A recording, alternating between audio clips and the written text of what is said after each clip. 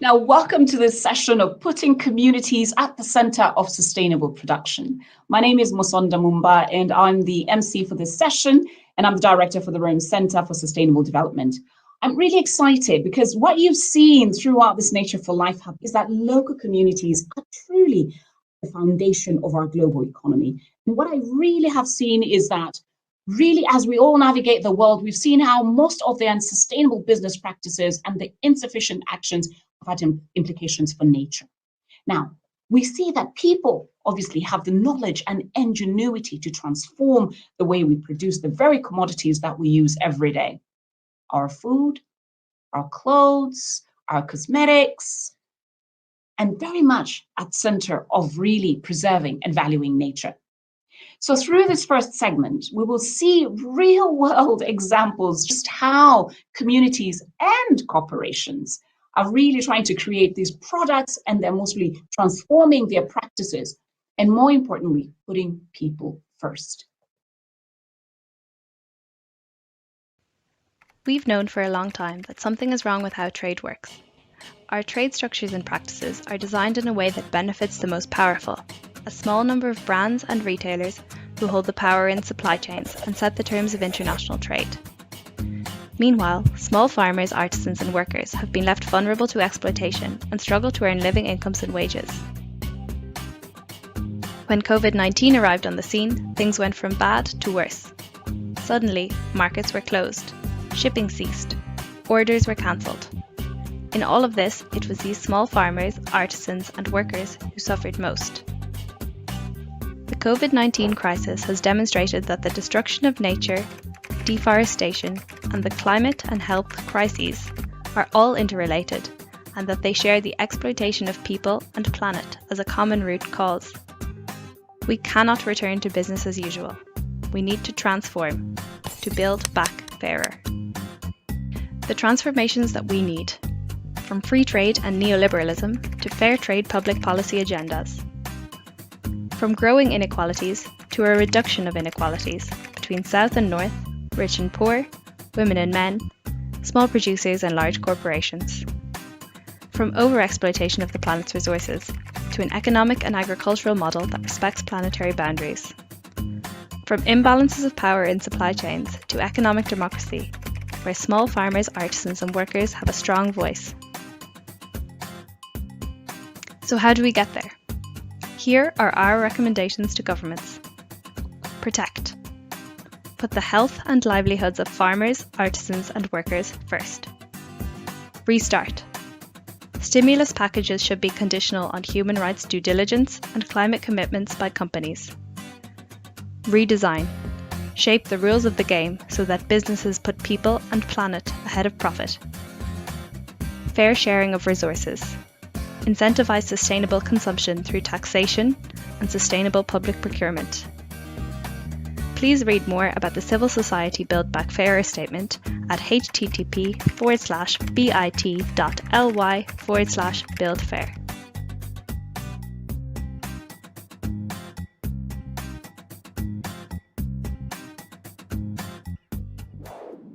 So it's about time to build back fairer indeed. We listened to that video over there, and we cannot simply go back to that old normal. That old normal is gone. And that old normal left millions behind, destroying landscapes, even destroying this very planet that we live on. Now, this video showed the way forward for a fairer global production and trade systems at the policy level. But what's the role of primary stakeholders in transforming production, and what can be done, or what should businesses be doing differently in building sustainable value chains and systems and all of that? Well, to answer these questions, we have an amazing speaker, an amazing woman, Pamela Koch-Hamilton, who happens to be the executive director of the International Trade Center, the joint agency of the United Nations Conference on Trade and Development and the World Trade Organization. It's such a pleasure to have you here today. Pamela, welcome. Thank you so much, Musonda. I do appreciate being here, and I'm really looking forward to our conversation. Thank you so much. Your background, your expertise around trade, we're really quite curious. What solutions do you think can be advanced at the corporate level to build inclusive and nature positive supply chains? Well, thanks a lot. I know I'm in good company when I say that nature positive supply chains begin with nature positive businesses.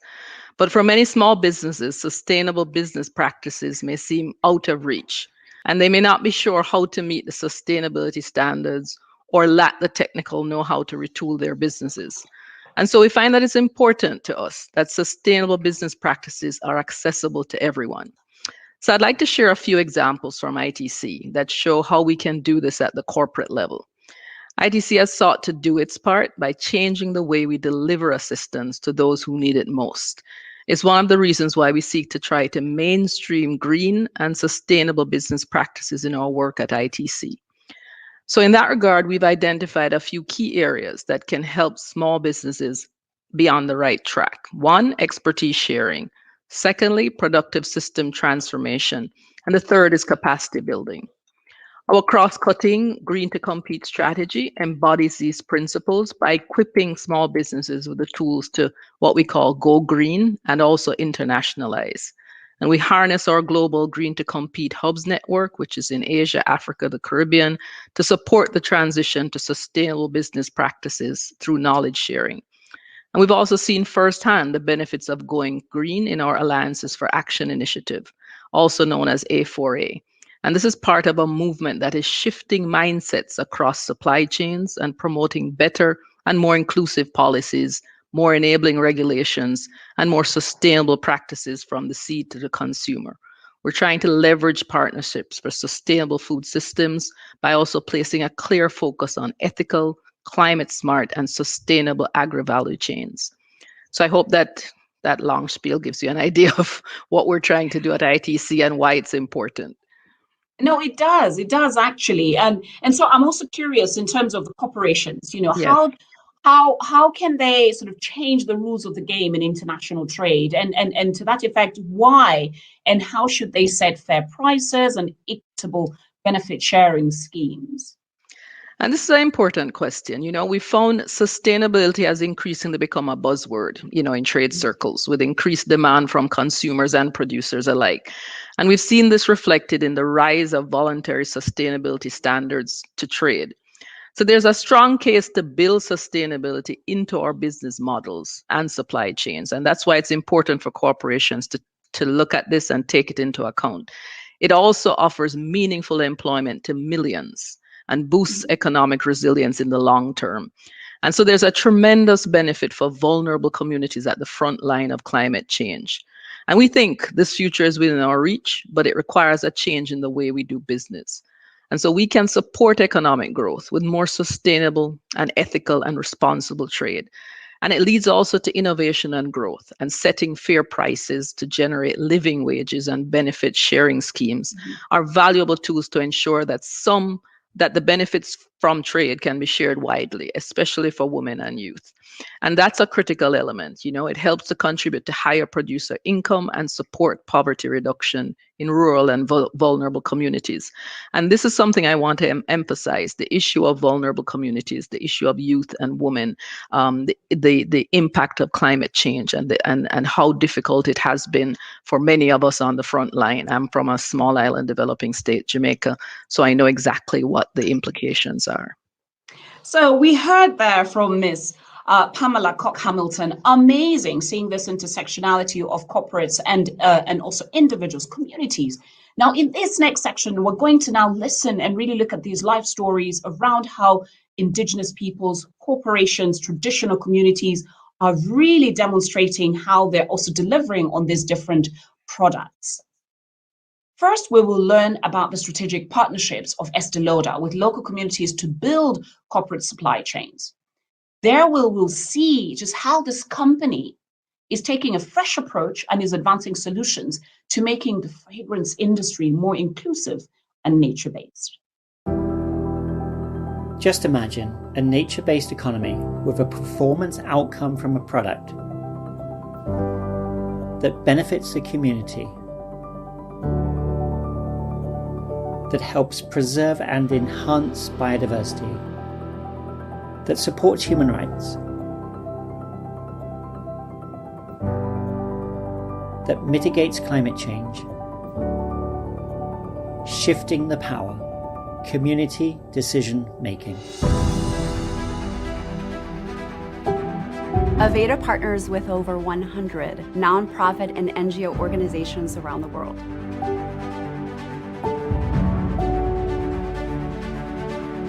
The foundation of that model is clean water, and that is Aveda's core cause that we focus on. Our partners each have their own expertise, and they all offer either a high-performing quality product or service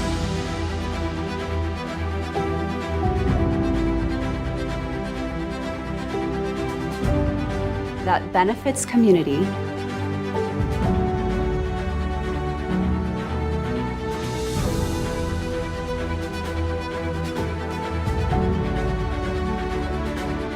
supports human rights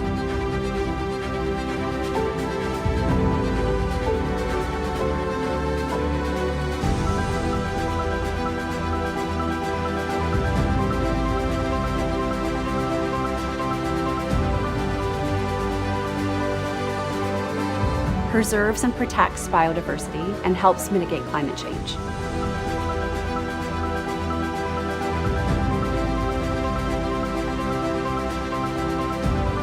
Another very important element is our approach, where we do a lot of listening and learning to determine the solutions for the challenges that we're collectively working together to tackle.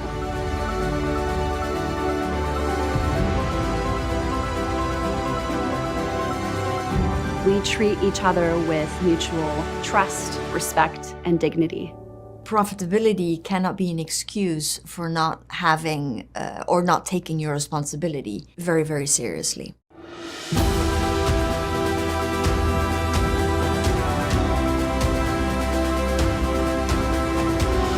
Lowering your environmental footprint, increasing your social impact, it needs to go hand in hand.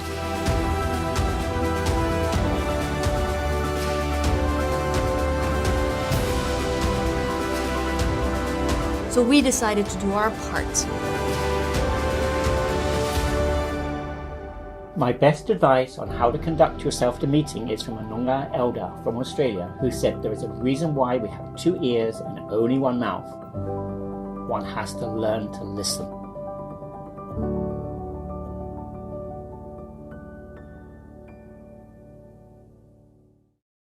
It's odd thinking about perfumes and colognes in the age of Zoom calls. I mean, well, no one really can know what fragrance I'm wearing, but that was an incredible story. Now, continuing in this sector, we're going to learn more on the work of Mane in Nepal, creating sense with impact.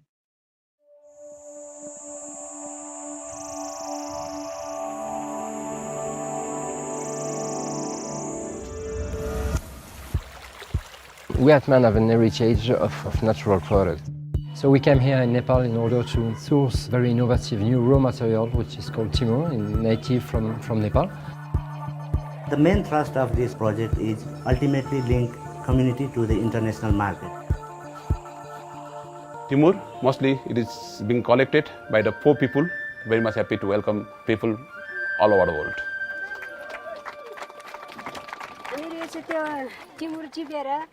अब पेट दुखे खोकी लाग्यो बाबत हामीहरूले त्यसलाई अब हामीले त्यो खोकी लाग्यो भने निको हुन्छ चिसो लाग्यो बेला त्यो पेट दुख्यो भन्छौँ हामी हैन अनि हामीलाई सबै कुरामा हामीलाई त्यो टिमुरले राम्रो गर्छ त्यो स्वास्थ्यलाई राम्रो गर्छ. We have something good for the perfumer but also something good for the flavorist. So it's rare to have this kind of product. Another part very important with the new ingredient is the sourcing. They understand that the quality is key. In terms of quality, we train the collectors to harvest only in the last September to October. That is the best harvest time. The drying is also quite important. After we receive Timur berry from the collectors or farmers to make sure best quality to man.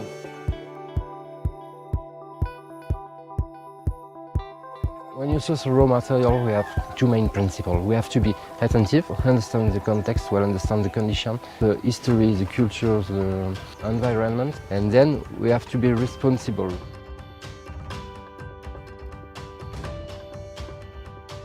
Women generally in Nepal are a bit discriminated. Only 20% of women are able to write their names. If we work directly with the collectors and the farmers, they are getting the good price. हामी त के गर्दियौँ यो टिमुर पालेर पनि के गर्नु त यसको मूल्य पनि जान्न तर यो टिमुरले हामीलाई सुधार्न खोजेको छ अलिअलि यस्तो अब आजभोलि यस्तो भाउ जान्छ भन्नेमा हामी धेरै खुसी छौँ अनि भन्दाखेरि हामीले धेरै खुसी लागेको छ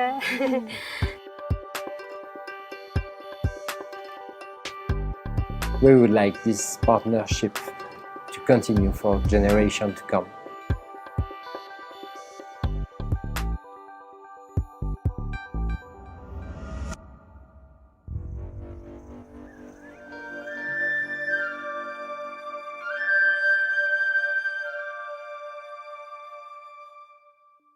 Wow, this is so inspiring. The air is already smelling a bit sweet. Now, on this other smell, on matters of smell, that is, many of us like to start our day with really the lovely smell of coffee. So let's go to the Peruvian Amazon to really learn about the work of Quemito Ene, re-energizing their communities and bringing together indigenous Ashaninka people to sustainably produce and export certified organic coffee.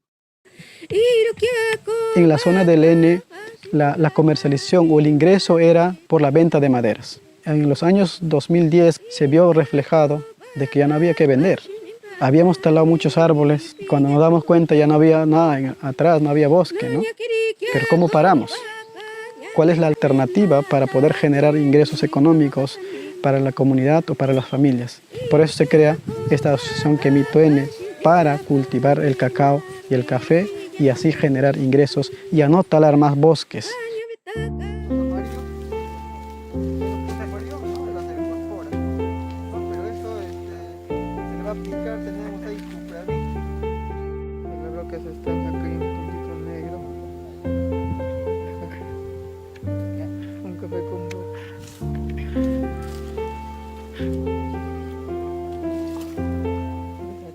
Mejor que los mejorados de los de práctica nosotros, porque nosotros a veces atacan con enfermedades, ¿no? Por eso tenemos problemas nosotros y después depende de nosotros vamos a hacer, ¿no? Para fumigar, ¿no? Lo que está haciendo, enseñando a los estudiantes, ¿no? Para que mejoramiento en la plantación.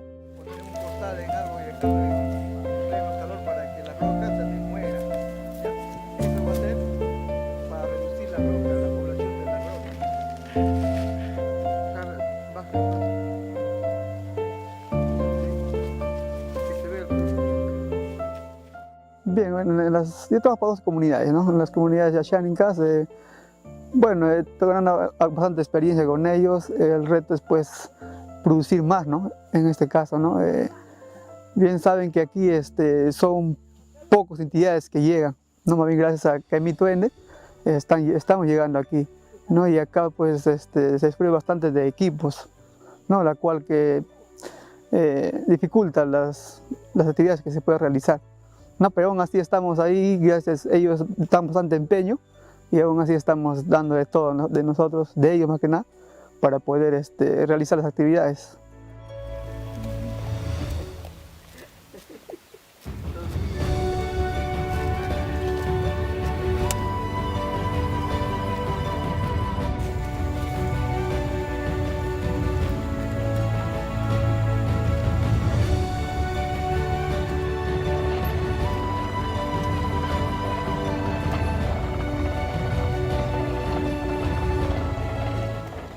Sí, estamos ahorita en tema de enviando muestras a Nueva Zelanda y a otros países. Y bueno, la idea sí es llegar a negociar a un comprador que compran especial y que valoren el tema de medio ambiente y en el tema de tradicional cultural de los asháninkas.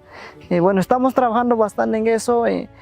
con un proyecto de mejorar en el tema de cosecha post cosecha, con secadores, con el tema de centralizar, de cosechar en cerezo y así uniformizar el tema de fermentación.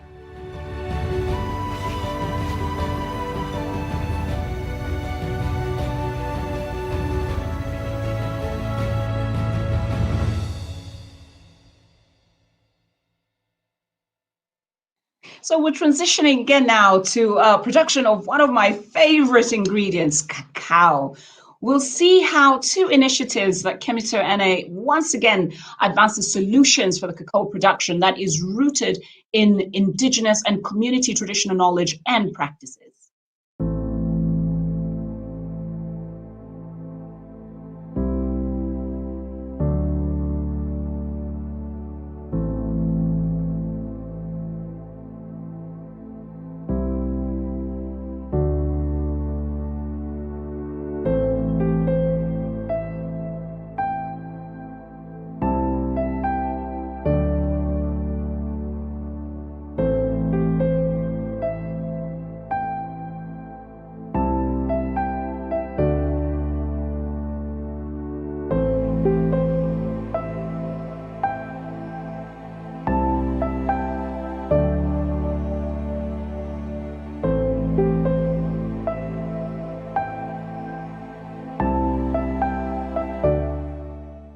Lo que hemos hecho nosotros es recuperar sus chakras y mejorarlas, enseñarles nuevas técnicas para que ellos puedan tener más productividad. Además, el cacao puede cultivarse, digamos, en armonía con el bosque. Puede cultivarse bajo el dosel del bosque, en cierta medida, haciendo un manejo de la sombra.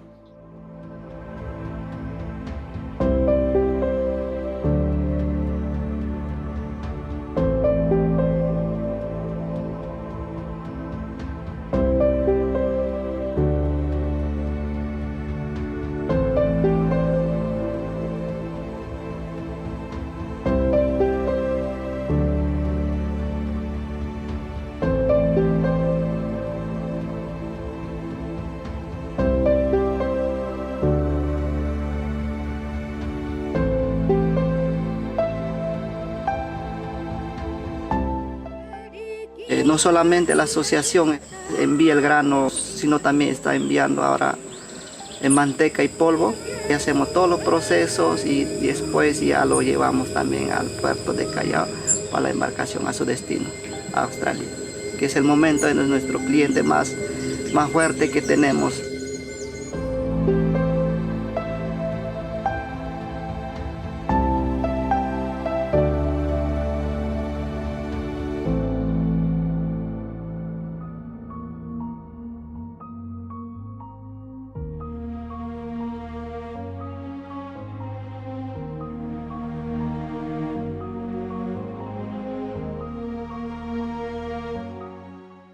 Queremos demostrar al Estado peruano y al mundo de que sí se puede, que Kemito N o que las comunidades nativas o indígenas pueden hacer, pueden responder la demanda del mercado. Eso es lo que queremos Kemito N, reflejado esas exportaciones en la economía familiar.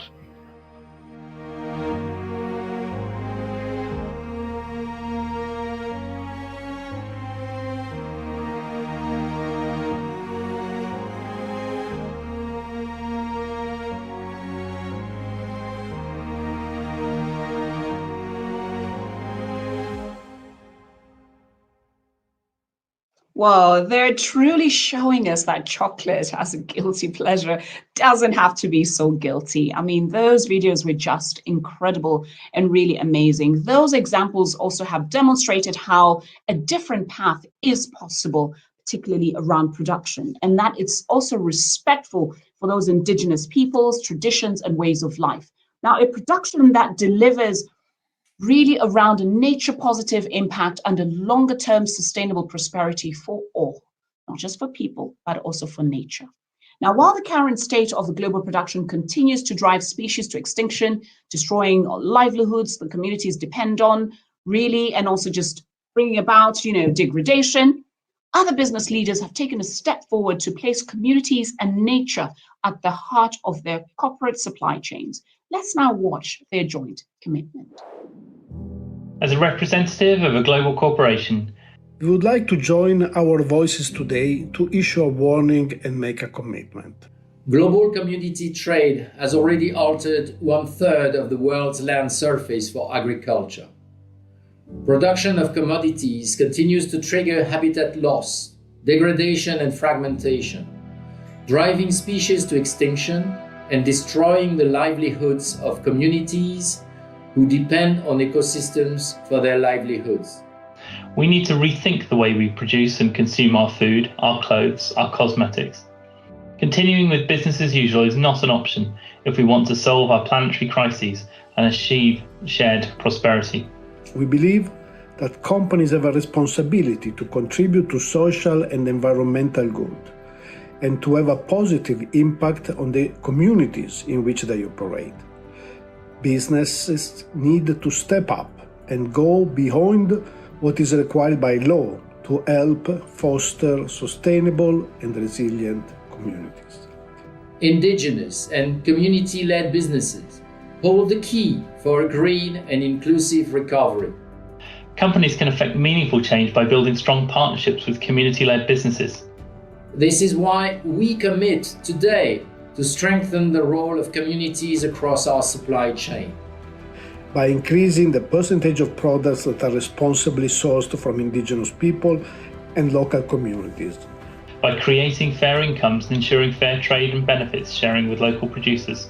By ensuring free, prior and informed consent from indigenous people when working with genetic resources. And by increasing transparency across our supply chain to prevent ecosystems degradation and human rights violation. In short, we commit to place communities at the centre of sustainable production. Lavazza worked with many communities all over the coffee producing world to source the raw ingredients of our coffee production.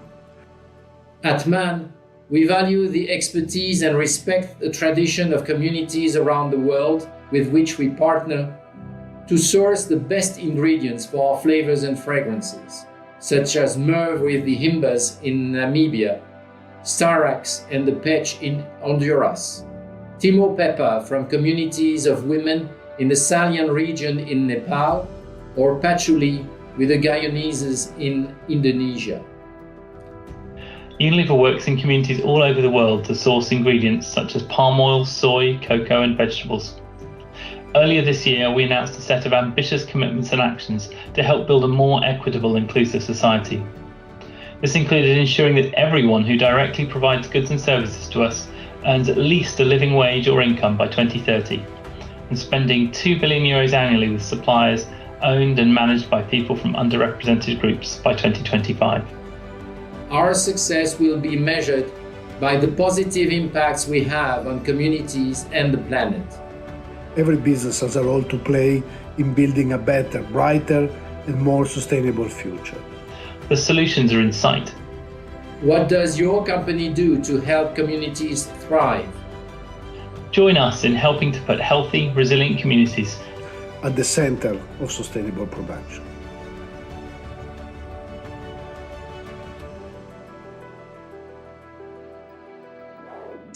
I really would like to sincerely thank all those global leaders that have just been really demonstrating and showing us, and also just that intersection of the global leadership, the corporations and the people at the community level. So in closing, we really see that this is where the change starts. Thank you to all the CEOs that have spoken, highlighted what their companies are doing, really putting communities and people first. If you're following on social media, please make sure you tag that company and say thank you, and others, that you've seen there, and also ask for their favorite brands in terms of what they're doing. So some of the takeaways that I can really draw in terms of the conversations, we've traveled across the world. We've seen all these different examples to see how communities are really changing these global supply chains. As we heard from Ms. Cocker, from intention to impact. And in doing that, we're really seeing how these commodities can make obviously and work better for people and the planet, and where communities now are the source and should really be firm on solid ground. So, as this is the new foundation in this global economy, these small businesses are really what we like to know about and what we love. And we really should be working towards this trajectory as we're navigating this new exciting normal.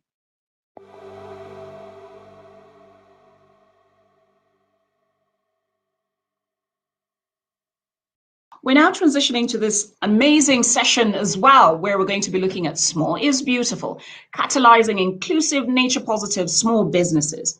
Now, although Ernest Schumacher actually popularized the phrase small is beautiful in 1989, with all due respect to Mr. Schumacher, Indigenous peoples and local communities have known this reality for generations, if not millennia, really.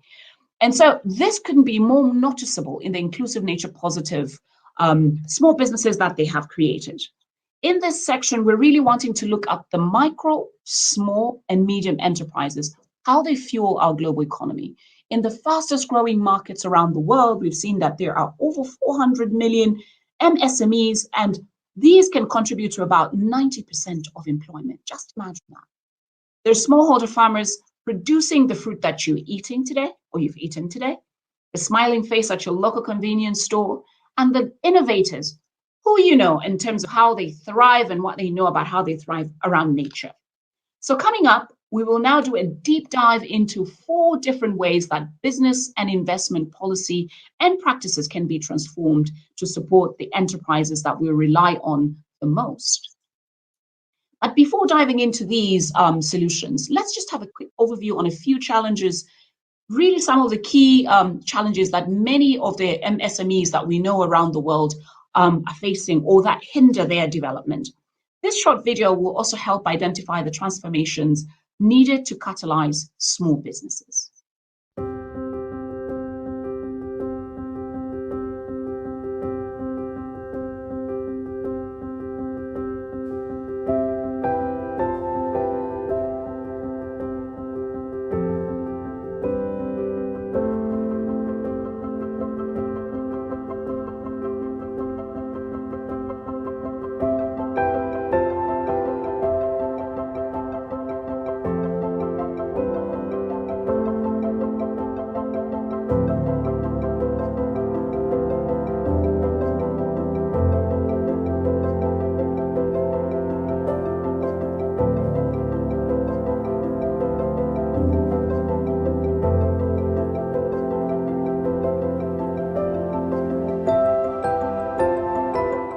The prevalent missing middle phenomenon is when bigger loans, investments or grants are needed to scale up, but there is little or restricted access to the capital markets. It's taken over 4 years to access significant finance for our project. We've just raised $250,000 to support this year's operational requirements, but we need this sustained over years to come.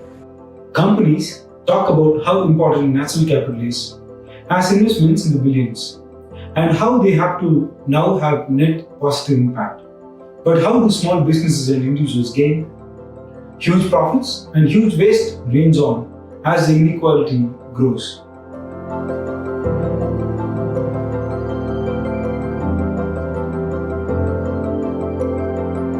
Culture doesn't allow for cut-and-paste pathways to scaling up.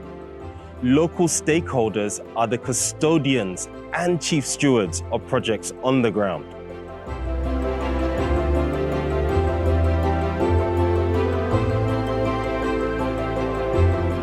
We need to unlock finance to support communities by simplifying financing vehicles to spread the money amongst the micro, small, medium enterprises of the world without discriminations. Estamos viendo grandes inversiones por parte del norte global. Sin embargo, los métodos que demuestran hacer frente al cambio climático y a la pérdida de biodiversidad, basados en los conocimientos tradicionales y la gestión comunitaria, no tiene acceso a la financiación a gran escala.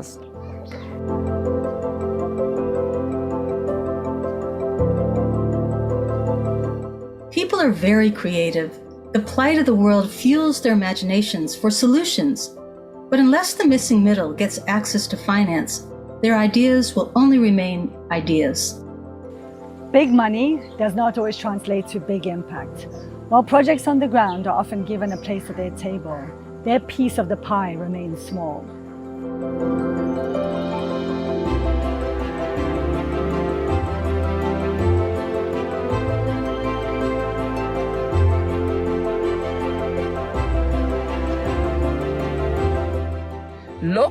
roots, global branches. We need real flow of investment from the global north to the global south. We don't need to build bridges, we need to build highways. We have to change the system. We need new financial models. We are in this. We are in this. We are in this. We are in this. We are in this. We are in this together.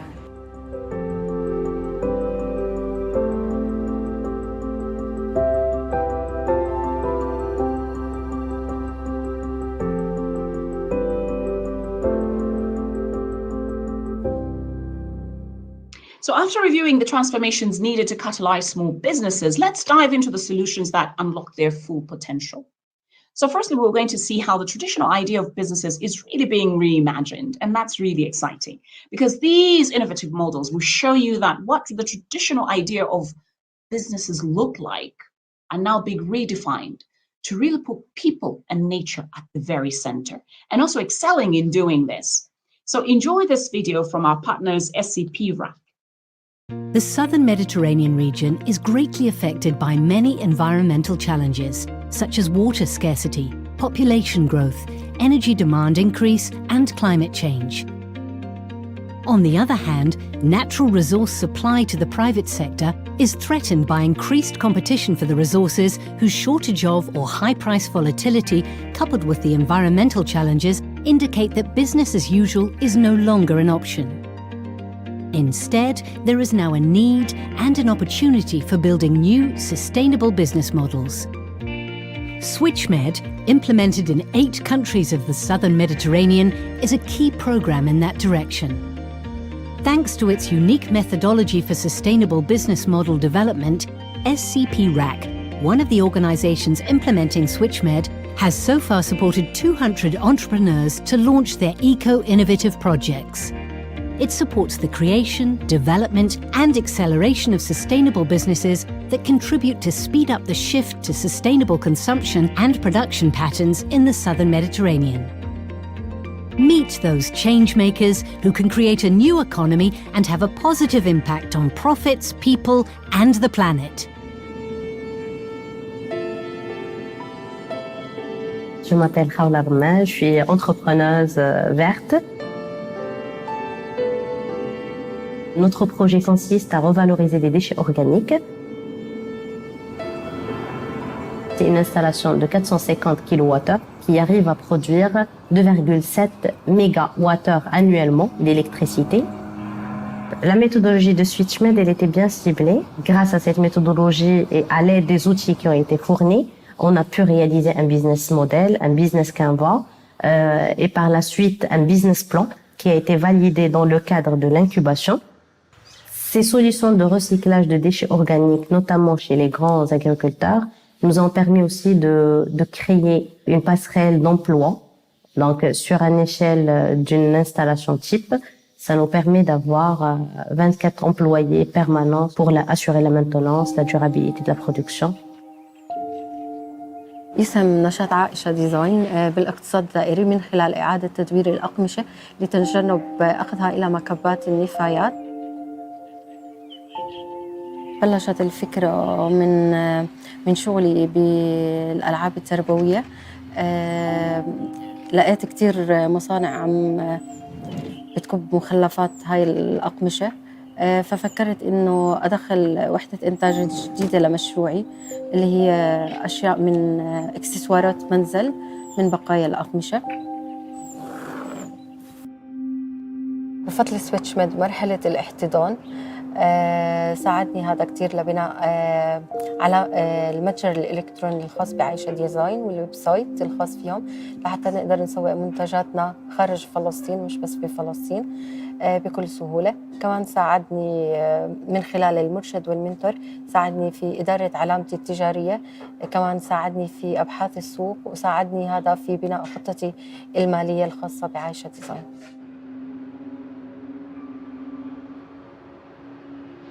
احنا شركة مقاولات بدينا في عام 2011 معنيين في المباني الصديقة للبيئة من ناحية إجراءات وتنفيذ للمباني هاي. هدفنا الأساسي أنه نقدم منتج مميز لعملائنا. احنا مش معنيين فقط في المباني الحديثة، ممكن المباني القديمة نطورها ونعمل لها رينوفيشن بحيث تصير مباني خضراء أو تصير جزء منها مبنى صديق للبيئة. تقريبا أي مشروع أخضر بنفتحه بوفر ما لا يقل عن 5 وظائف جديدة لأبناء المنطقة، وهذا بيساعدنا أنه نضيف خبرات لأهل هاي المناطق بالإضافة إلى تدريبهم وتطوير مهاراتهم على الإجراءات الخضراء في المباني.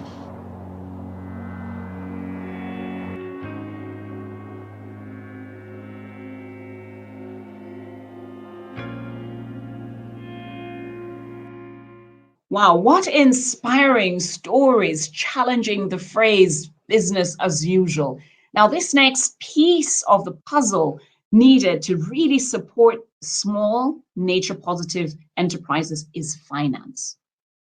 And so in looking at finance, we're going to look at our friends at Eco Enterprises Fund, and we will learn about how we can adequately finance these environmentally sustainable MSMEs.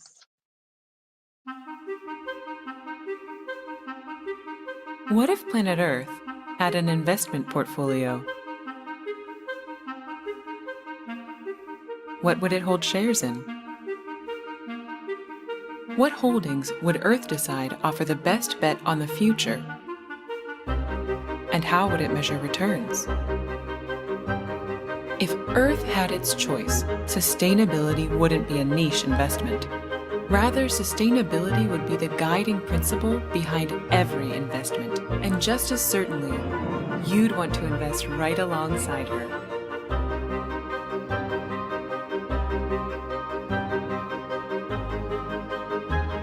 This is precisely the portfolio that Eco Enterprises has been building for almost 2 decades as a leader in impact investing, a venture fund for nature that deploys capital to invest in, preserve, and even grow our world's natural capital and strengthen local communities.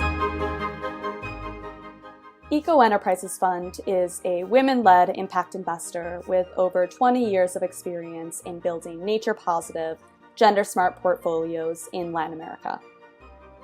We build nature-positive portfolios by investing in companies that focus not only on sustainable use of land and natural resources, but also on the regeneration of natural areas, of soil, of wildlife habitats. To achieve that, we provide growth capital to companies in what we call nature-based sectors. So these are areas like regenerative agriculture, ecotourism, alternative forestry products, circular economy models, for example. As an investment fund, we found our unique combination of tailored financing along with close partnering with our portfolio companies leads to not only better financial results and growth for those companies, but also to better socioeconomic opportunities for the communities that those companies are operating in, and better protection for the natural resource bases that those communities and companies rely on.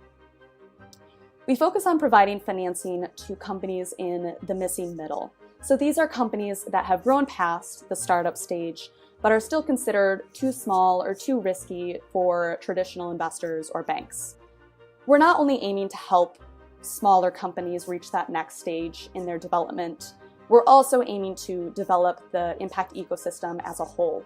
So creating companies that are sustainable in the sense of environmental aspects, but also sustainable and profitable businesses that will continue to have a positive impact long after we've exited from the deal. Our financing is tailored to the needs of the company.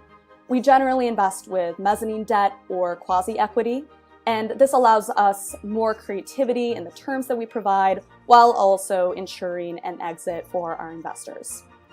We have a long-term investment approach with investment periods of usually 4 to 8 years, and we look to provide additional financing to those companies that are meeting their goals or exceeding their goals and offer us an exciting opportunity to fund further growth for them.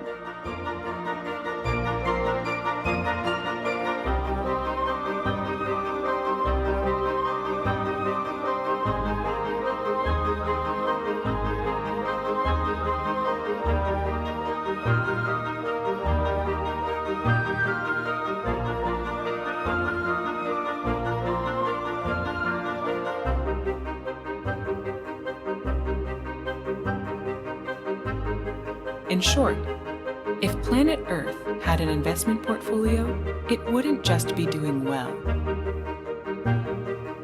It would be doing good.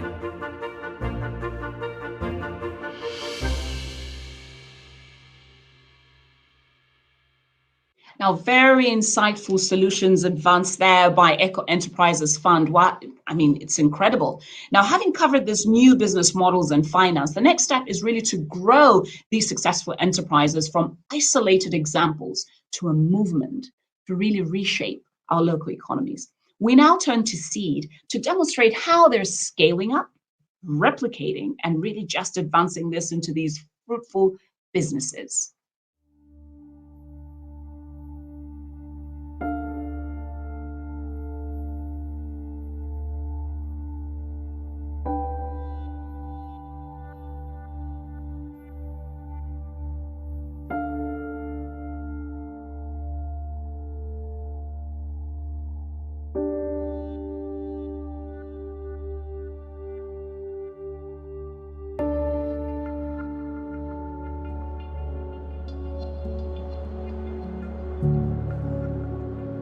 There's a severe lack of reliable energy in rural India, and there are 10 million diesel pumps running just for irrigation purpose. Either farmers are having to depend just on monsoon's rain-fed crops, or they are having to buy expensive and polluting diesel gensets to meet their irrigation needs, which is taking up 30% of their overall expenses. Some of the common challenge is that agriculture is no longer as good as it used to be. We are using a lot of inputs and the production is relatively very low. Every year our yields are going down. There are new pests, there are new diseases, new weeds. Sometimes you face the challenge that was there last year.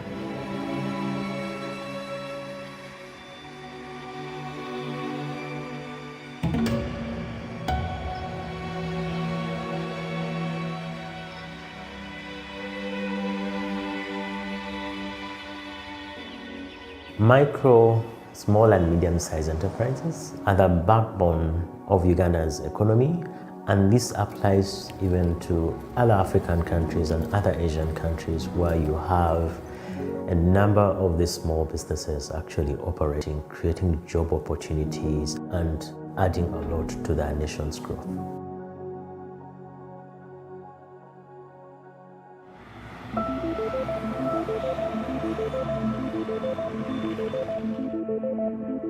We provide solar solutions for agriculture, especially catering to smallholder farmers. Since 2016, we've been promoting solar water pumping systems, and till date have deployed more than 2,100 systems. We've been able to reach out to more than 400 village communities and ultimately impact more than 23,000 households by promoting solar water pumping systems. My name is Salma Abdullahi. I work for Unique Quality Products Enterprise. We are using a market-led approach into promoting the production and processing of fonio. One thing that makes it special is a climate-resilient crop. It doesn't fear flood, it doesn't fear drought. It grows under any condition. Also, it's a lot of amazing nutritional and health properties missing in most of the cereals that we have.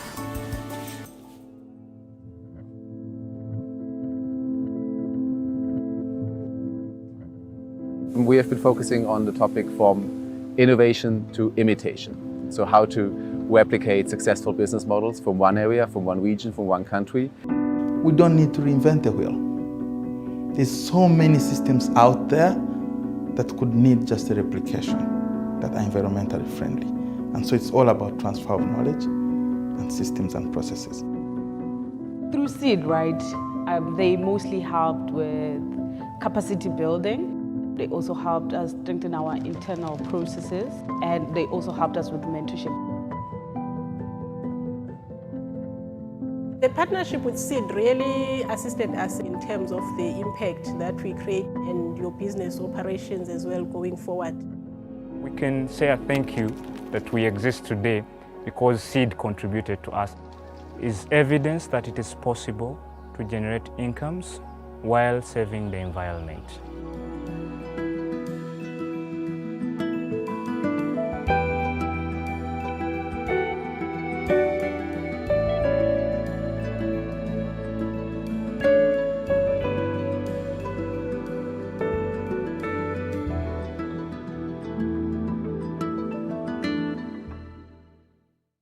Wow, such powerful examples of community-led commerce.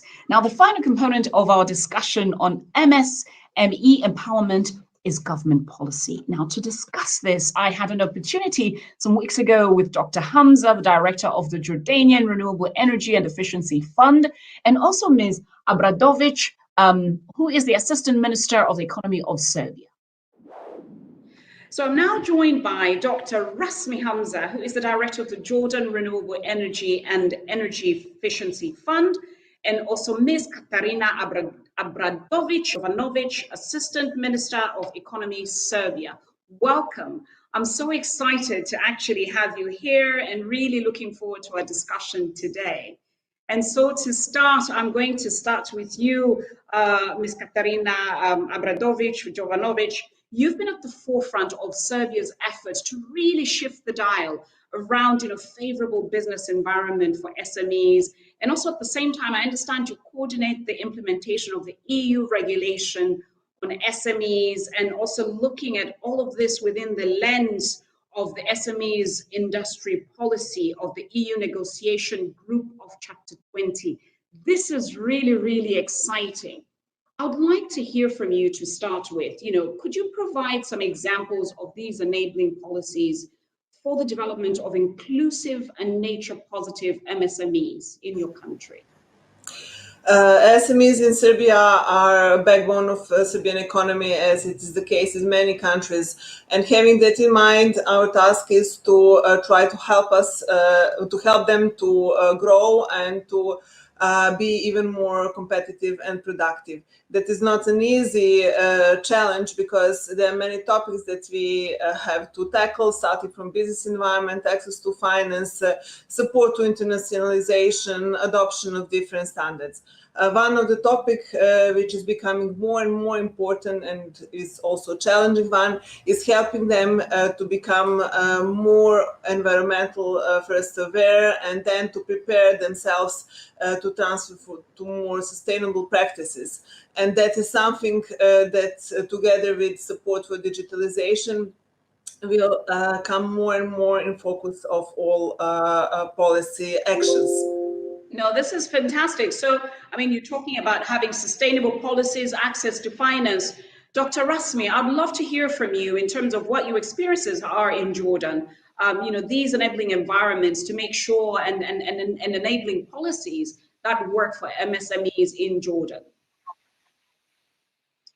Yes, indeed. In Jordan, as mentioned in Serbia, more than 75% of our companies in Jordan are MSMEs and SMEs.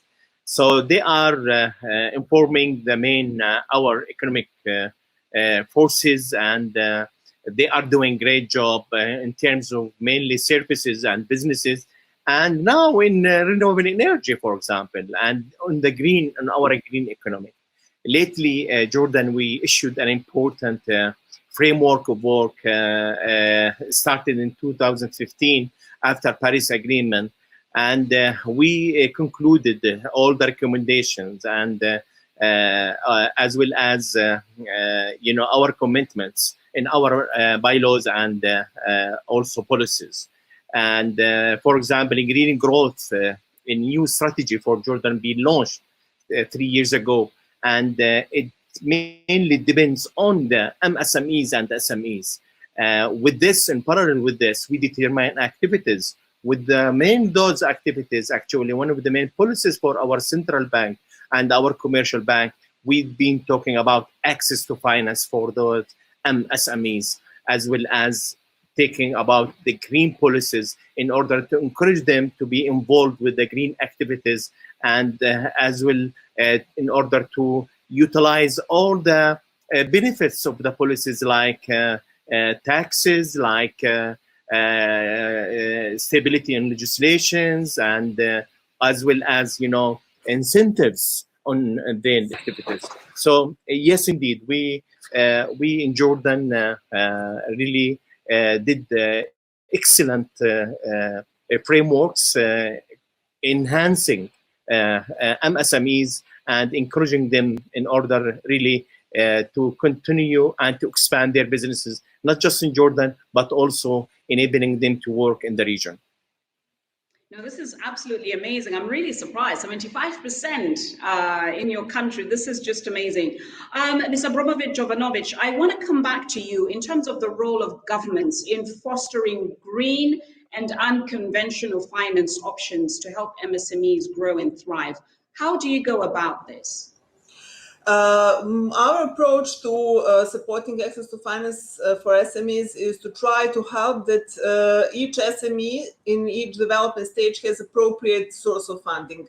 It means that for some stages, maybe the intervention should focus on instruments that support that kind of that stage of development, while more in partnership with commercial sector, while in some specific sectors and target groups such as startups, we need to do direct interventions and support, having in mind and with assistance of our developing financial institutions.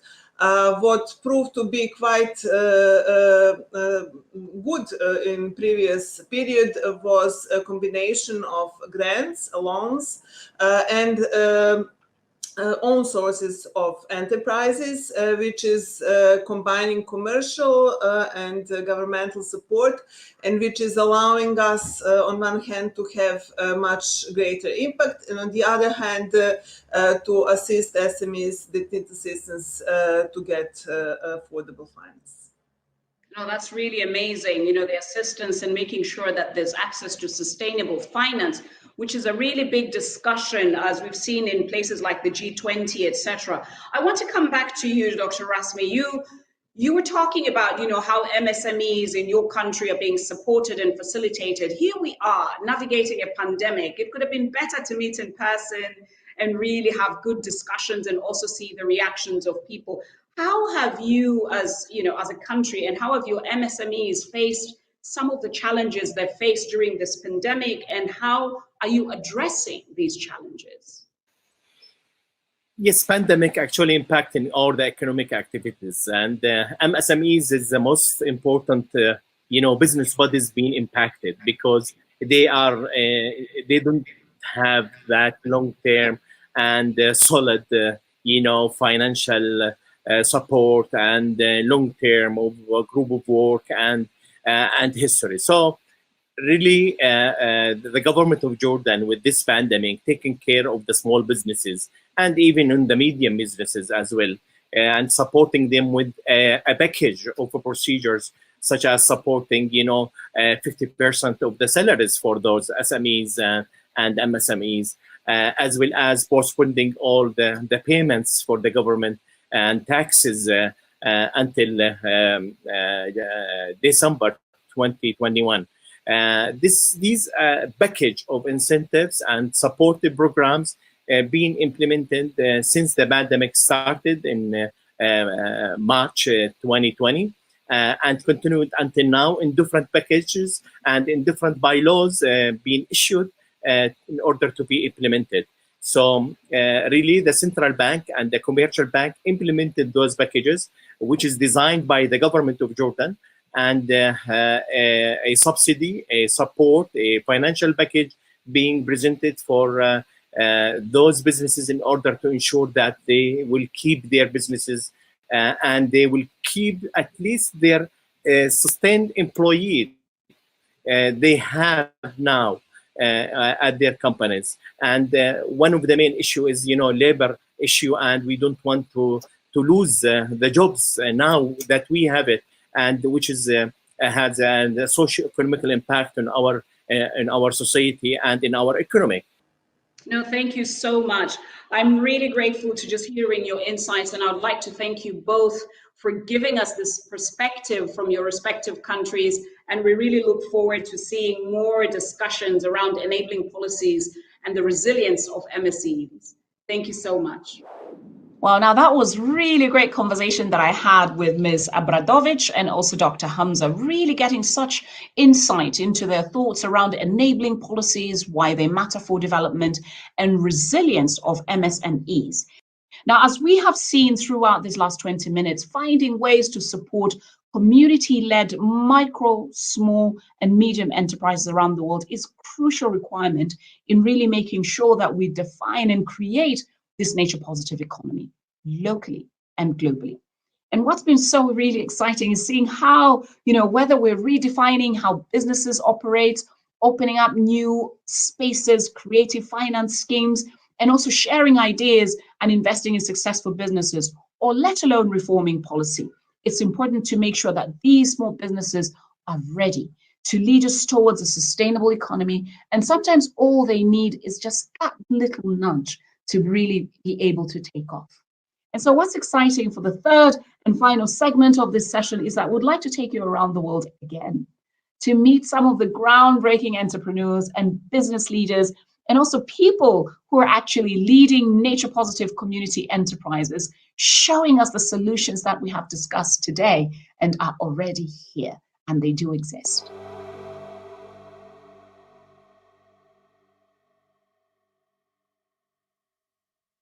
Hello again. Welcome to this now next amazing session on nature positive community enterprises. It's just amazing how community best enterprises are already advancing with those solutions on the ground around the world. And in this session, we're going to see how these enterprises are rising to the challenge and really taking up all these local opportunities, making sure that they put into practice not just their indigenous traditional knowledge, but also looking to protect, restore, manage sustainably their ecosystems and diverse sectors, focusing on things like climate, smart agriculture, fisheries, ecosystem conservation, waste management, renewable energy, ecotourism, to mention but a few. So I'm very excited to really bring forward to you to see how a lot of these are fostering models that are based on communities and redefining capitalism. They are replacing profits by prosperity for all and also for the benefit of nature.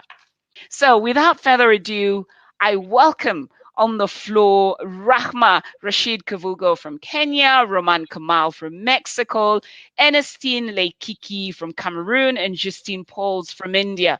Now let us start with one outstanding initiative in Kenya. Now, this initiative is a mangrove carbon initiative started in 2013 called Mikoko Pamoja, brings together two communities in Gazi Bay in southern and coastal Kenya to sell carbon credits from mangrove conservation and really bringing together trading over 3,000 tons of carbon dioxide, I understand, equivalent per year sort of involuntary carbon market. Wow, this is amazing. So Mikoko Pamoja is the first community-based project of its kind in the world to successfully trade mangrove carbon credits. Now let's watch a short video on an overview on its activities. Mikoko Pamoja is a pioneering mangrove conservation and village development project in Gazi Bay on the south coast of Kenya. Mikoko Pamoja means mangroves together, and that is exactly what is happening. Instead of cutting down mangroves, the villagers are protecting these blue forests. Mikoko Pamoja is a model for mangrove villages around the world. It's the first community project to use the sale of biocarbon credits from the mangrove ecosystem to bring conservation and development together. The sale of biocarbon credits not only funds the conservation efforts, but also creates jobs and pays for access to clean water and education. Through Mikoko Pamoja, the blue forests are now being protected and seen for their true value. I've been chopping mangrove for 5 years, and I stopped after the coming of Mikoko Pamoja and discover and realize the importance of Mikoko Pamoja for the sake of the community development. The project started in 2013, a joint initiative between the Gazi Bay villagers, volunteers from global NGOs and research institutions in Kenya and the UK. The project employs forest guards who are often based in a watchtower to deter cutting of the mangroves. Villagers go out to the 117 hectares of protected mangrove forest 4 times each year. This is to monitor growth and biodiversity in the forest. Trees are measured and key indicators of ecosystem health are checked, like crab numbers. Mikoko Pamoja is also a reforestation project. The carbon benefits from protecting and planting mangroves are substantial. Not only do mangroves retain carbon in their own biomass, they also lock it into the marine muds. More than 1,500 tonnes of carbon per hectare is stored beneath the forests. That's more than 8 times that of forests on land. Local people now have long-term security of protein from viable fisheries. Crops are protected and the coast is naturally defended against sea storms. The community decides how they want to spend the project income. Making sure each child has a school book has been an early priority, and the schools are now sending students onto high schools for the first time. The vision for Mikoko Pamoja is to ensure enough support is found to keep the project developing and to roll out the project as a flagship for other blue forest villages in Kenya and elsewhere.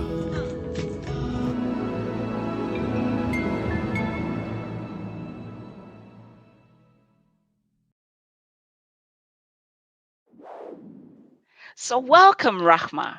Lovely to have you here. How are you today? I'm fine, thank you. How are you? I'm very good, Rahma. You're the project coordinator of Mikoko Pamoja, and we really want to hear from you. What is different about this business model, being the first in the world? Okay, first and foremost, I would like to extend my appreciation to be part of this very wonderful platform, and I'm also happy to be a contributor to the success of Mikoko Pamoja currently. And like you said, it is a community-led initiative that is located in the southern part of Kenya in an area known as Gazi Bay. So we basically engage local communities in the conservation and restoration of about 117 hectares of mangrove forest. And we also use carbon financing as a tool. So what I mean by carbon financing is basically the engagement in the sale of mangrove carbon credits. And what has been different as a project, I can actually attribute this to the fact that Mikoko Pamoja is a community-led initiative. We work by engaging the local communities in every step of the project. We usually say that Mikoko Pamoja is a project for the community and by the community, in that the community members that we work with are the main implementers of this project, as well as the main beneficiaries of this project. And how we've been able to do this is by utilizing the participatory model of approach. And that is basically engaging the local communities, like I said, in every step of implementation, from establishment to implementation. And we also expect this to run post-implementation. It's actually through this that we have been able to exercise fairness, accountability, as well as socially just implementation processes across time. That's just really amazing. And I saw from the video, the incredible impacts that brings, and also the aspect of really bringing this convergence of community and biodiversity. What is the key to your success? I would say we always attribute Mikoko Pamoja's success to 4 factors. We have one being good buy-in from the community members, because you cannot implement such a project without the consent of the local community members.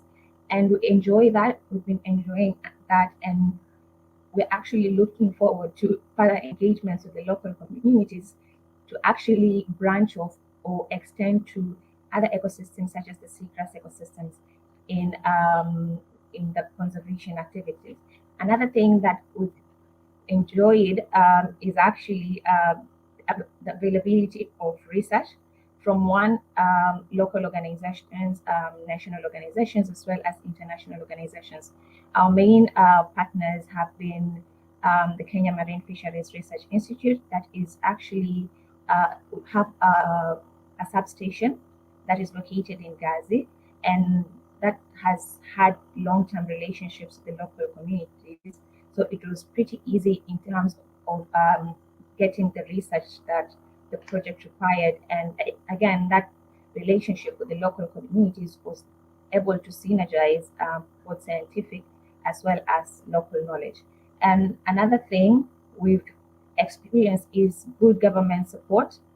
Now, we find that mangroves in Kenya are a state-owned property, and communities are only licensed to engage in the conservation or management of this resource through what we call a community forest association, which is actually a sub-segment in our nation or in the government that allows for co-management between the local communities and the government entity that is responsible for the management of all natural and artificial forests in the country, known as the Kenya Forest Service.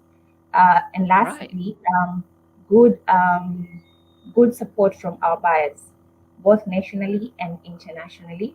We have most of our buyers coming from the global north, and continuous partnerships and engagements with them has led to the creation of sustainable and more solid partnerships. In that case, we never fail to actually sell our mangrove credits that we generate every year. No, that's really, really amazing to hear. Rahma, I'm going to come back to you at the end of this session to also talk a little bit, just in minutes, on some of your thoughts. But on this point now, we're going to transition and crisscross the world and now go all the way to Mexico. Now, let us travel to Shankan Biosphere Reserve, all the way in Mexico. This is the largest marine biosphere protected area in Mexico, spanning over more than 1.3 million acres of land and ocean. It's just phenomenal and spectacular. It has been designated a UNESCO World Heritage Site and is in recognition really of the amazing biodiversity, but also the wealth and culture. It's a historical Mayan culture region. And Xiancan in Mayan actually means where the sky is born. Isn't that just beautiful?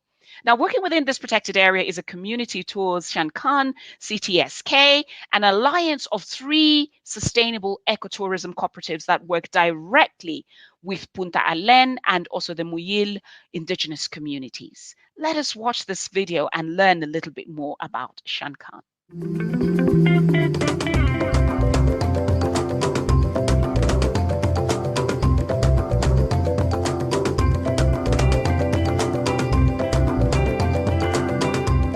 We created Community Tours Xiancan on 1999 to help create work in the Maya community and also to educate adults and kids at school why Xiancan is so important to us.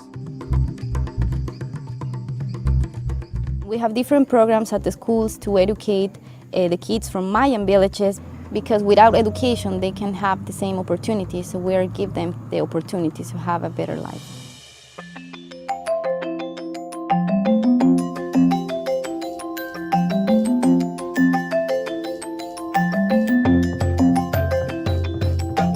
Community Tours has a real commitment in terms of ecological sustainable development. That's why we are supporting the artisans and the ladies that made the gem.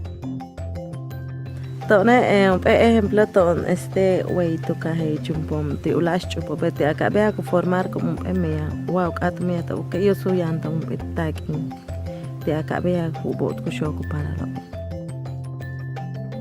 Esta iniciativa la realizamos como parte del programa de Amigos de Xiancan y creo que el promover este tipo de acciones con la misma gente con la que pues, crecimos y gente de nuestra misma zona, pues es una oportunidad para ellos el poder acceder a mejor oportunidades de vida. Es muy importante para Community Tours Xiancan preservar el medio ambiente, los recursos naturales, porque es donde nosotros trabajamos y aprovechamos de manera sustentable para la generación de empleos, para la gente de la comunidad y para todos los colaboradores de Community Tours Xiancan.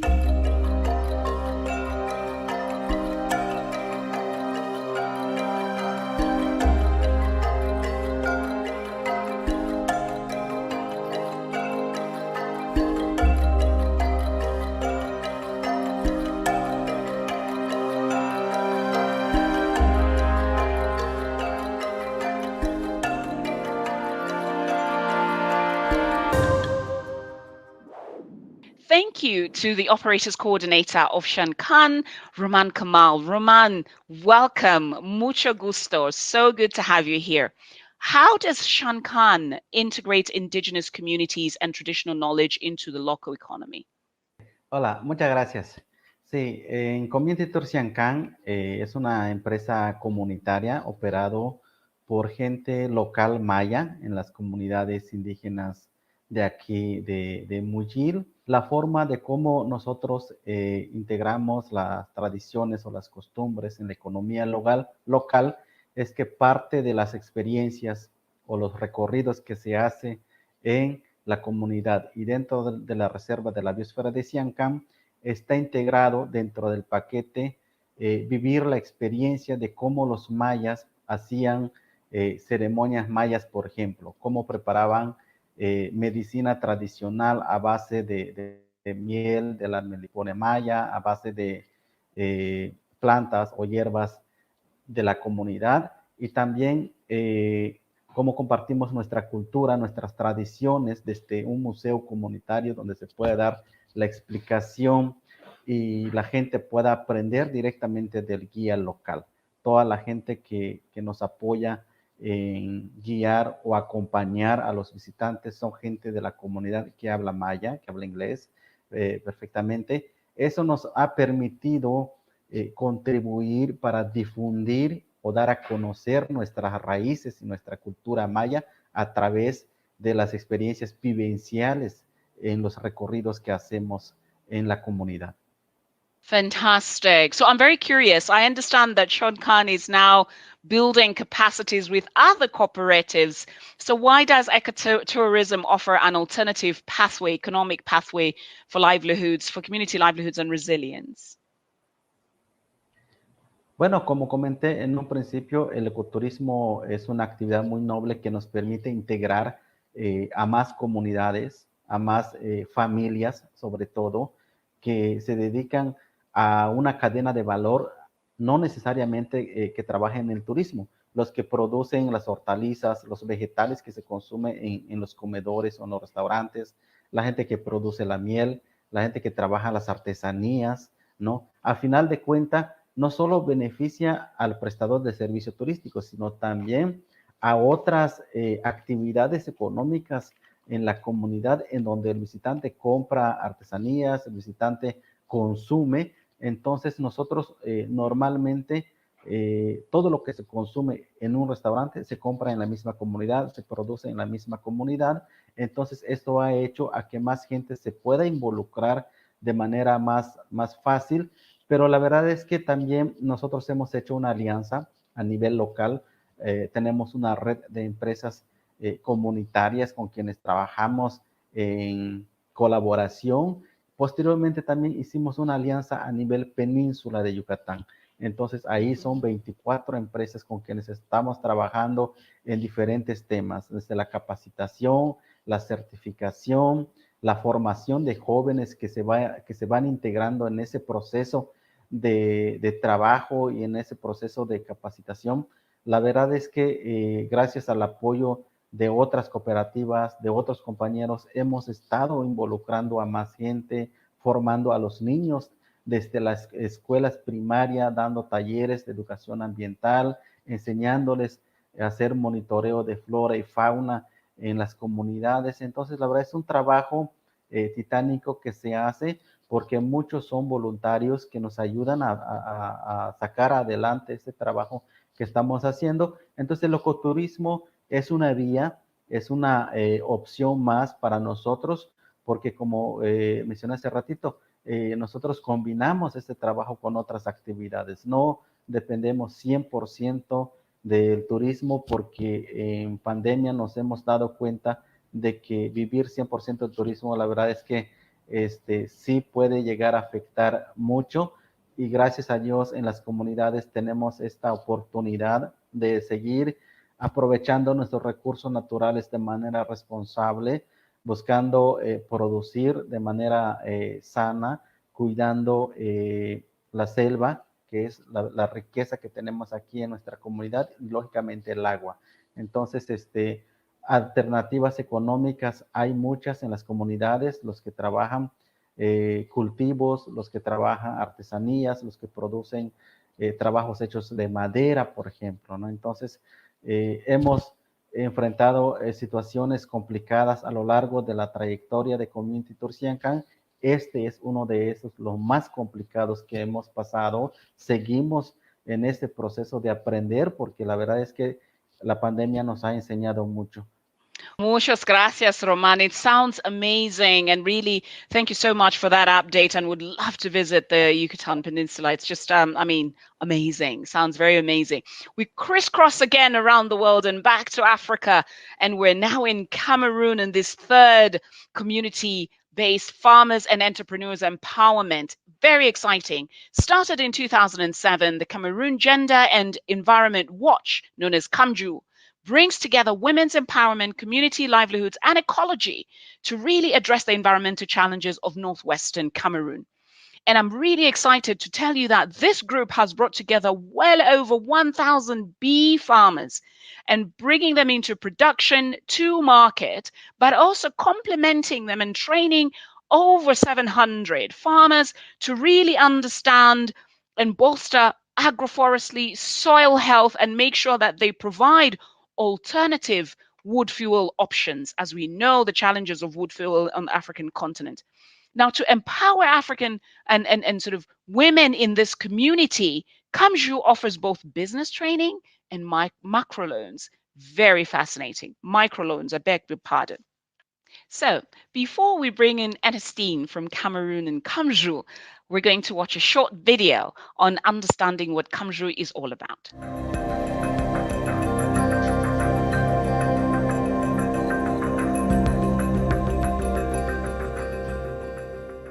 We were trying to look at the major problems that we saw, and that was poverty, unemployment, gender inequality. Also ignorance of the opportunities that were existing. How do we blend the problems that we are facing in the forest, which is a resource, the poverty which exists, and the unemployment? We came up with the idea of bee farming because we saw that bee farming will get the whole community involved, as they will keep their hives in the forest. And with the hives in the forest, they will harvest honey. Honey equals money.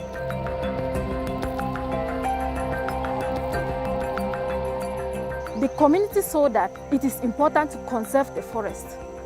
We have planted about 75,000 trees as of 2018.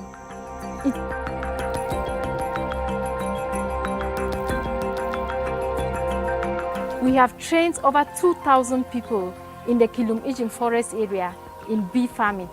When we recruit bee farmers, that's a chance to rebalance opportunities. We give 2 beehives to women and 1 to men. We also teach them about honey production, beeswax extraction, making honey wine and honey juice, and making detergents and lotions out of beeswax.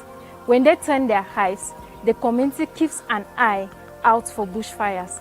And the income from bee farming means they can plant more trees. It's a powerful equation. Honey equals income, equals jobs, equals gender equality, equals conservation.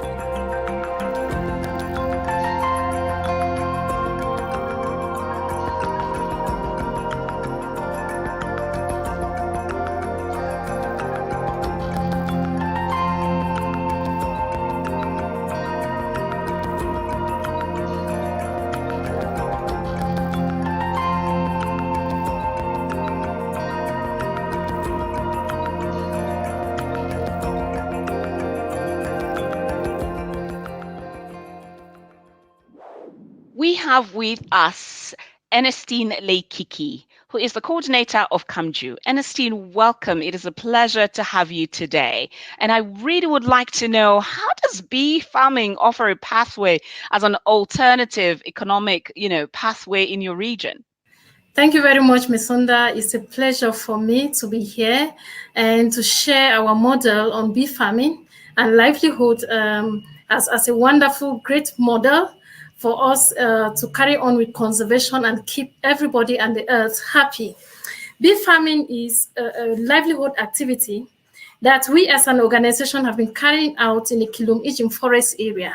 When we started our work in regenerating this 20,000 hectare forest in the Kilum-Ijim forest area of the northwest region of Cameroon, we realized that there were so many bushfires that were destroying so many trees and chasing away beautiful biodiversity that we have. And so we had to come up with a strategy to keep everybody happy and keep the ecosystem very, very healthy. We found out that bee farming is a lucrative activity. Not only lucrative in the sense that it brings in income to the local people, but it benefits ecology and it benefits the forest.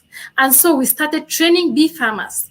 But then we realized that it has been a very big challenge because in the Kilum-Ijim forest area, bee farming has been known to be a masculine activity. And so we saw that the issue of gender was something that we cannot ignore when it comes to forest regeneration, when it comes to climate change, when it comes to livelihood, when it comes to entrepreneurship development of the local community. And so we started local lobbying and advocacy with the local community leaders. Over the years, we have trained so many women. Women own beehives in the forest. And it is interesting to know that honey from our Kilum-Ijim forest is a very unique honey, which has been certified as a geographical indication product by African Intellectual Property Rights Organization. This honey has a market locally, nationally, and internationally. So we trained both men and women, and we encourage more women to bridge the gender gap. With this training on bee farming, we realized that the honey value chain is very vast and has created many jobs for the local people. It has brought more income into many homes, and it has brought in women. It has encouraged women to bring in their voice in forest governance, in conservation, in livelihood, and in fighting climate change. This is just amazing. I mean, hearing about, how you're also supporting those women in these businesses is just amazing. And this geographical indication, what are some of the challenges do local entrepreneurs face, particularly in developing their businesses in your region? And what solutions have you provided for them? In the Kilum-Ijim forest area, we all know that this is a royal area where opportunities are limited. And with limited opportunities, women are left out. The first challenge in this venture is that women have little capacity building. They have little support on that. And so there is need to support them to build their capacity in transformation, first in recognizing that their forest is a resource. They have a voice in that. They can share in the benefits of it, and they can transform what they have into a wonderful entrepreneurial venture. So the first challenge is capacity building. The second challenge that we face is certification of non-timber forest products in Cameroon. It has a very complex procedure which discourages the local entrepreneur to move forward. And this hinders their products from going into the global market. So certification of products is a big challenge in Cameroon. In the royal area too, there's a challenge of farm to market routes. It's challenging for farmers to transport their honey from the forest area to the urban city where customers are found and where the market is found. So routes is a very big challenge for the local entrepreneur. There is the challenge of the fact that being a woman and being involved in apiculture is something that has, over the years, not been accepted by culture. So women fight so hard. They work so hard to find their products out into the market and to identify themselves with non-timber forest products. And this is something that we as an organization, as CAMJU, has been advocating for and has been working hard to change this local mindset of pushing the women away from the benefits of the forest products. This is just amazing. Great work that you're doing there, changing the mindsets, their behavior. I mean, I'm even amazed to hear about the bushfires that used to exist. Thank you so much. I'd love to test that honey from that amazing and beautiful forest. Thank you very much, Ernestine, for really giving us insight into what's happening in your community. Now we crisscross again around the world and go all the way to India. And here we'll look at value addition for community-based products. Last but not the least, we're going to now turn to the fourth community-based business of the day. Admalai is a 1,700 member cooperative managed and run entirely by the indigenous people from Nilgiri Biosphere Reserve in southern India. Just amazing. It has improved livelihoods across 147, if not more, villages by processing and marketing diverse range of forest products and crops. Through local value addition, members can earn a premium price on the wide range of products such as honey. We heard about that honey in Cameroon, soap, nuts, berries, coffee, pepper, silk, cotton, cereals, spices, fruits, and much, much more. Now let's watch a short video to provide an overview on Adhimalai.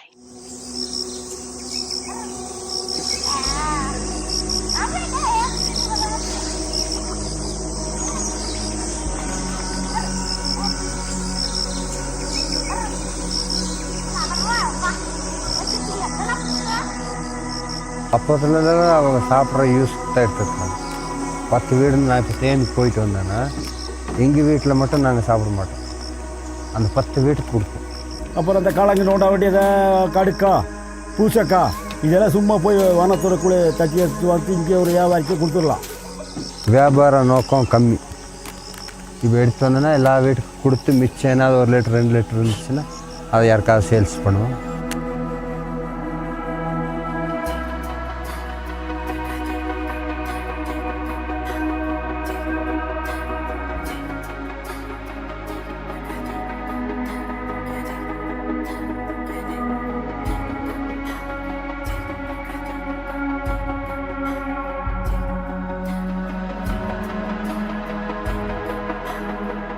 Adimali வந்து ஏழை மக்களுக்கு இந்த மாதிரி copy, சீவக்காய், பூச்சக்காய் இதெல்லாம் வாங்கிறதுக்கெல்லாம் அவங்களுக்கு எல்லாம் வந்து பொருளை வாங்கி அதை விற்பனை பண்ணி அதுக்குள்ளே வர லாபத்தை வந்து அவங்களுக்கு போன்ஸாக கொடுத்துருப்பாங்க. The main purpose of Adhimalai is to bridge the gap between the market and the producers. The produce that we work on is mostly NTFP, which makes more than 90% of our produce, and the rest is from the farmlands of the indigenous community.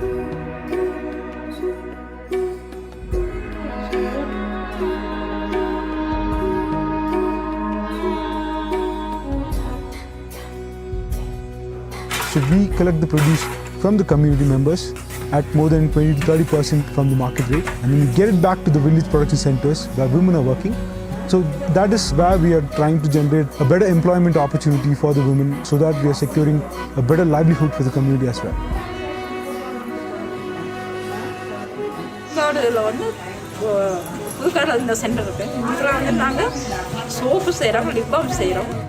ஏன்னா ஆதிவாசி மக்கள் அதனால வந்து ஆதிமலை மக்களுக்கான company owner நாங்கள் தான். இந்த மையத்தில் எல்லாமே பொம்பளைங்க பெண்கள் தான் நிறைய பேர் வேலை செய்கிறோம். ரெண்டாவது பார்த்தீங்கன்னா பணத்தில் போய் எடுத்துகிட்டு வரது எல்லாம் ஆண்களாக தான் இருக்காங்க. பெண்கள் வந்து காட்டுக்கு போகிறாங்க, இருந்தாலும் இங்கே வந்து வேலை செய்யறது நாங்கள் பெண்கள் மட்டும்தான்.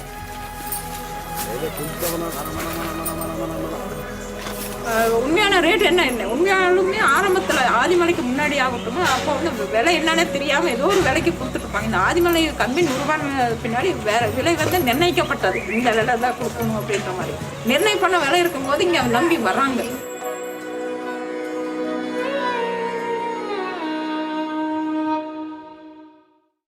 Justin Pauls, the CEO of Adhimalai, is with us now. I'm very excited to have you, Justin. Welcome and thank you for being here. We would like to hear from you what challenges Adhimalai is actually aiming to overcome. So Adhimalai means first culture or first people or first mountain.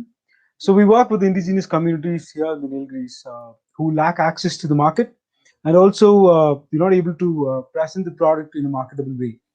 So this is where Adhimalai came into play, and then we tried to bridge gap between the market and the forests where the people are from. And the product that they were selling earlier, for example, was honey.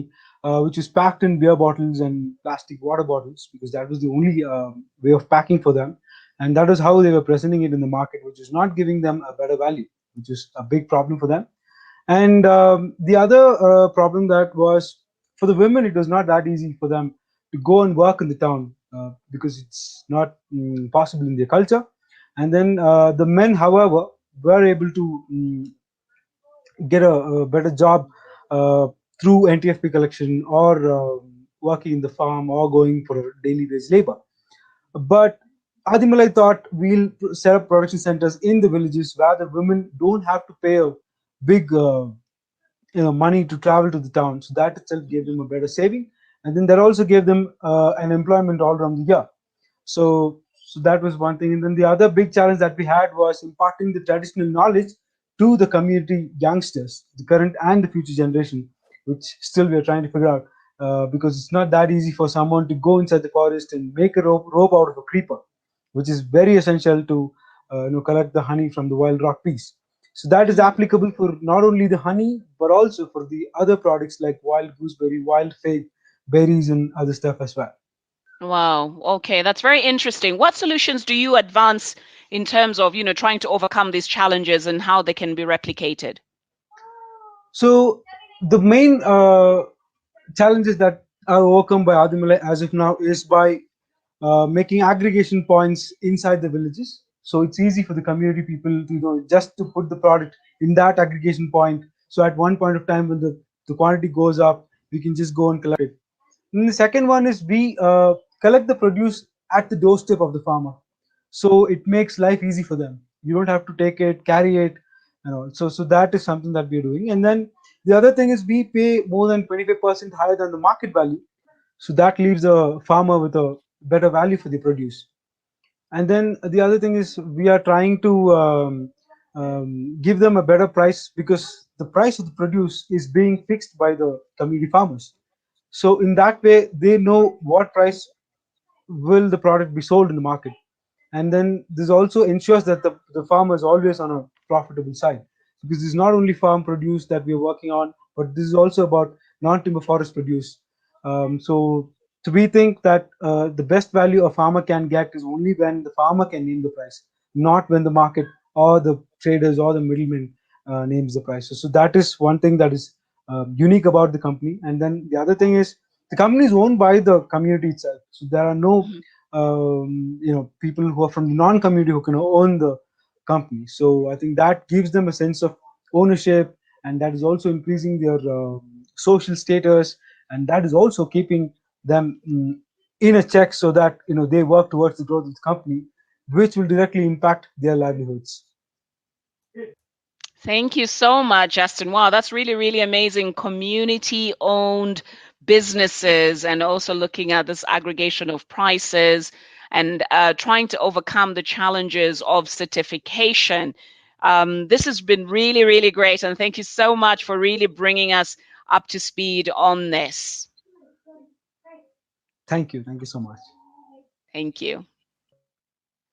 It was so great listening to all of you. So in 1 minute, I would like you to just tell the world, each one of you to share a lesson with us. And what have you learned? And what was that enabling condition that made it possible to help that nature positive community business thrive? So I'll start with you, Justin, in 1 minute. Yeah.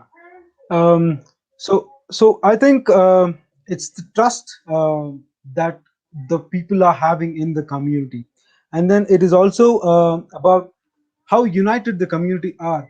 In spite of different clans and villages here, it's about how united they are.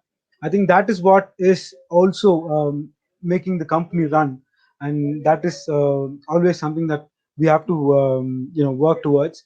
And then the other thing is going with the tide is also something very important, because this is business that we're doing, and business means it's just business. And we have to integrate the factor of sustainable harvesting, livelihood, and other stuff with business, so that everyone are being benefited from the community side. So I think that is something that is working with Adimalai, I would say. Yeah. Thank you, Justin. Roman, over to you. Your key lessons in 1 minute. Sí, muchas gracias.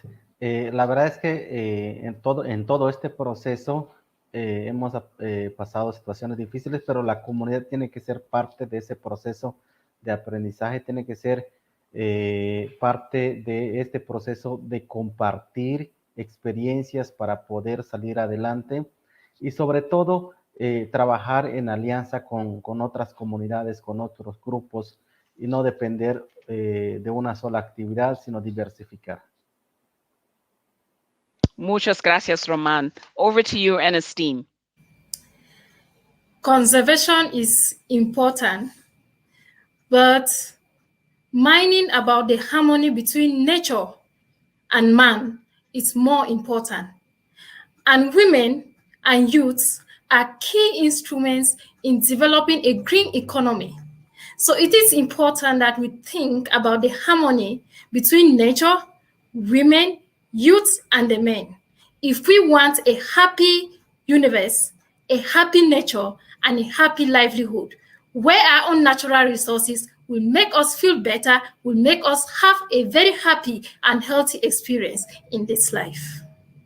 Thank you. Thank you very much, Ernestine. Fantastic. Over to you. Lastly but not the least, Rahman.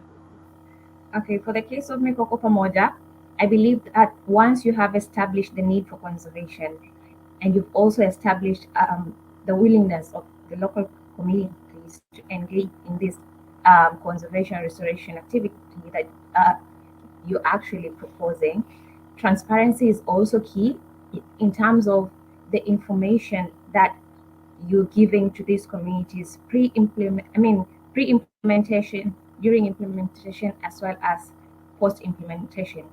For them to feel part of this project, for them to feel entitled to this project, you have to be open with them all the time. Thank you so much to all of you. Really, in closing, I just want to say here are some key takeaways and just listening across all of those different and just fantastic sustainable production and business making is so crucial to restore our relationship with nature. We heard it there from the ladies and gentlemen, really talking about trust, transparency, making sure that information, that community cohesion, our connection with nature, rebuilding that connection with nature. We've seen those examples from indigenous peoples, be it on the coastal side of things or in a terrestrial landscape.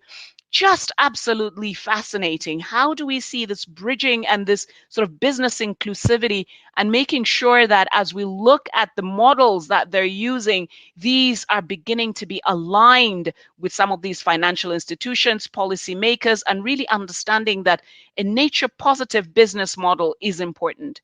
And how do we see the local businesses in terms of really demonstrating that this can be done? We've seen in Cameroon, in Mexico, in all of these spaces. It's just been amazing and really refreshing listening to all of these different examples and really just getting just a bite of what's happening around the planet in many corners. This is really the time to unlock the full potential of communities. And also really rebuilding our relationship with nature. We've seen what this pandemic has done. Ladies and gentlemen, I must say, do not forget to join us again tomorrow in this next session, which is happening on Wednesday, 6th of October, starting at 9 a.m. EDT, to explore how we transform our finance for nature. I want to thank so many of the speakers who've been really involved in this session, the generosity of time and your time as viewers, but also the vision of some of the brilliant partners that have been really engaged in our process. And I'll name some, and these are really including the World Trade Fair Organization, Estee Lauder, Mane, Kimoto Ene, Ajora, Global Ethical Finance Initiative, SCP/RAC, Eco Enterprises Fund, SEED. We're so looking forward to shaping a nature-forward future with you. Have a lovely day. Thank you very much.